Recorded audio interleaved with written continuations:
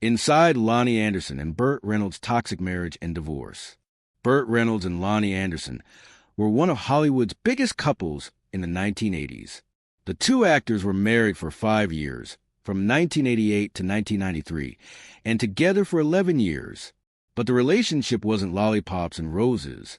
In fact, marrying her at all was something he categorized as a really dumb move on my part.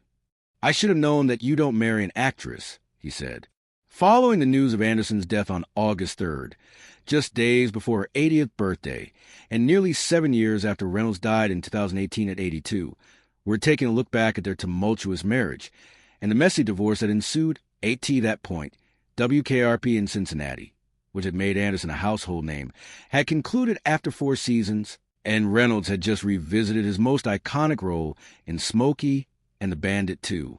When they first started going out, Reynolds' split from Sally Field, whom he later called the love of his life, was still fresh, which made him hesitant to jump too far into things with Anderson. The hardest lesson I ever had to learn in my life was that the person that you fall in love with can be the worst person to spend the rest of your life with. It takes a real adult to say, "We have to go our separate ways, even though I love you and you love me." As he moved on with Anderson, he said, "Of course I'd make room for marriage if I was in love and want to get married and have children. I would make room and do the best job I could of being a good father and a good husband. But that's not happening." Reynolds instead said he had no idea if things with Anderson would go any further.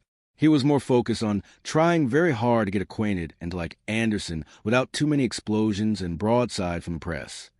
Anderson was hesitant about him, too, given all those tabloid headlines, as she said in 1989.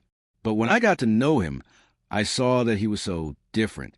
He's a quiet, introspective man with very deep emotions.